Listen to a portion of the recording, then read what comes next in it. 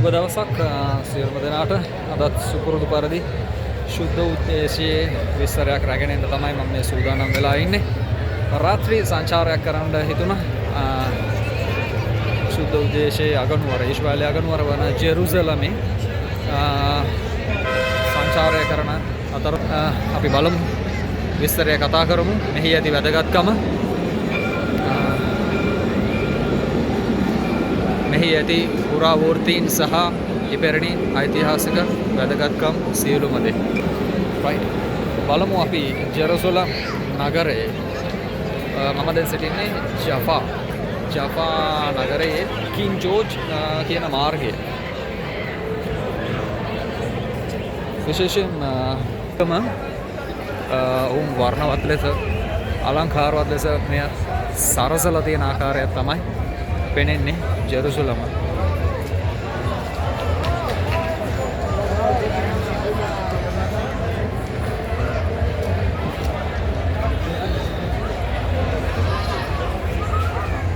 මෙහි ඇති විචිත්‍රත්වය කියා නිම කළ නොහැකි ආකාරයට ඔවුන් වර්ණ ගන්නවා ඇති ආකාරය පෙනී යනවා. ජෙරුසලම මොකද්ද ජෙරුසලම? ජෙරුසලම ජෙරුනම් ශුද්ධ වූ ලෙසත්, ශලායිම් කියන නගරය ලෙසත්, හයිම් කඳු වැටිය ලෙසත්, කඳු වැටි දෙකක් අතර තියෙන නමද යෙදෙනවා. එම නිසා කඳු වැටි දෙකක් අතර පිහිටි නගරය ජෙරුසලයිම් ලෙස හැඳින්වෙනවා. කඳු දෙක අතර පිහිටි නගරය ජෙරුසලයිම්. මෙහි ඓතිහාසික වැදගත්කම නම් බයිබලයේ ජෙරුසලම කියන නම අලුත් ගිවිසුමේ 660 වතාවක් සඳහන් කොට ඇති අතර පරණ ගිවිසුමේ 146 වතාවක් සඳහන් කර තිබෙනවා.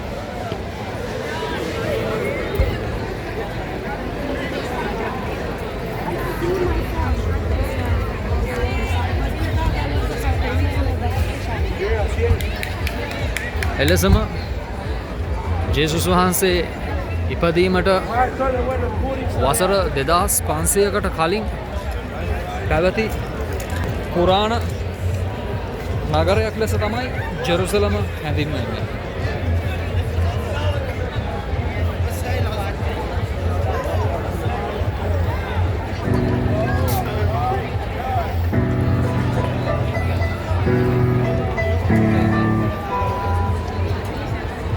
ඉපැරණි ඉතිහාසයක් තිබෙන යුනෙස්කෝ ලෝක උරුමයක් ලෙසින්ද ජෙරුසලම හැඳින්වෙනවා.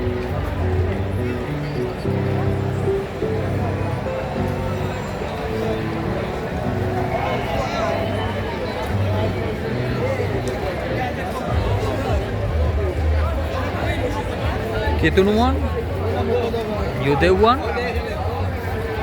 ඒ වගේම ඉස්ලාම් භක්තිකයන්ද ඔවුන්ගේ ආගමික හා සංස්කෘතික අංගයන් වලින් පරිපූර්ණ නගරයක් ලෙස තමයි ජෙරුසලම හඳුන්වනු ලබන්නේ.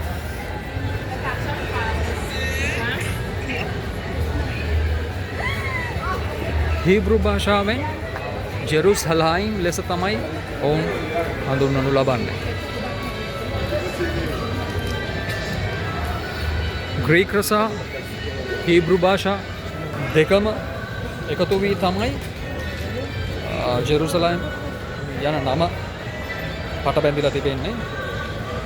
ග්‍රීක සහ හීබ්‍රු භාෂාවන් දෙකම එකතු වී.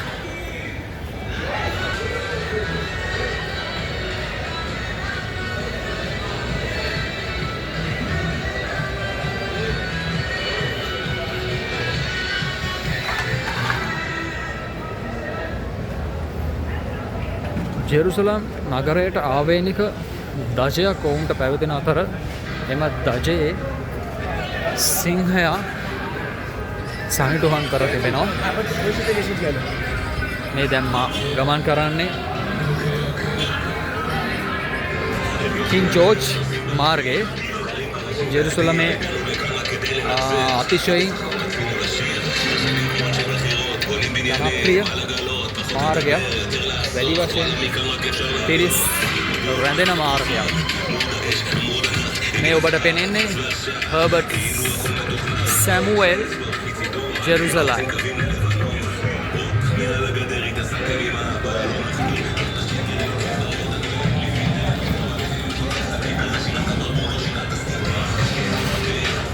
ශුද්ධ උදේශයේ අතිශයින්ම වැදගත් වූ ඊශ්‍රායලයේ අගනුවර ජෙරුසලම් 40 වතාවකට ආසන්න ප්‍රමාණයක් යුද තර්ජනයන්ට ලක්වෙච්ච නගරයක් ලෙස ජෙරුසලම හඳුන්වන්න පුළුවන්.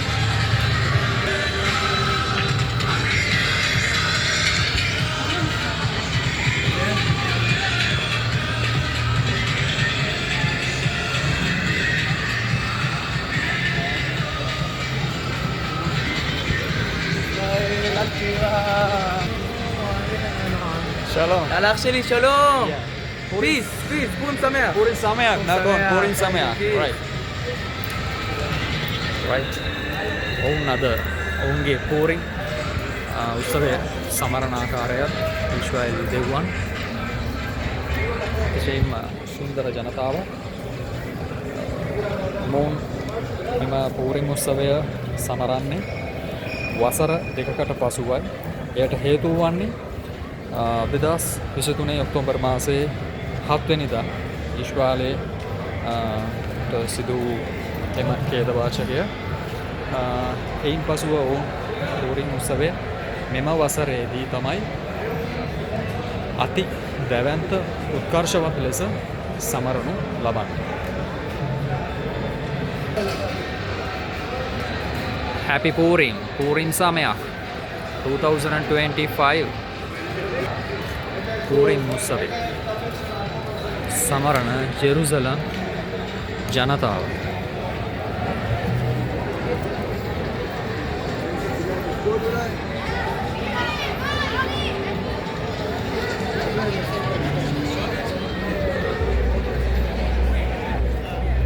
Right. එහෙනම් ජෙරුසලම් නගරයේ ඇති විශේෂත්වයක් ඒ වැදගත්කම පිළිබඳවත් මම ඔබට විස්තර රැගෙන ආවා. විශේෂයෙන්ම තොරතුරු යාවත්කාලින කරන තොරතුරු පේජ් එක සබ්ස්ක්‍රයිබ් කරන්න. ඒ වගේම බෙල් බටන් එක ක්ලික් කරලා ඔයාලට අවශ්‍ය නොටිෆිකේෂන් එක ලබා ගන්න පුළුවන්. එහෙනම් තවත් දවසක වැදගත් වූ තොරතුරු සමගින් ශුද්ධ උදේශයේ තවත් ස්ථානයක සිට හමු වීමේ බලාපොරොත්තුවෙන් මා අද දින ජෙරුසලම් නගරයේ සමුග රාත්‍රී සංචාරය මෙලෙස නිම වෙනවා. ඔබ සියලු දෙනාටම සුබ දවසක්.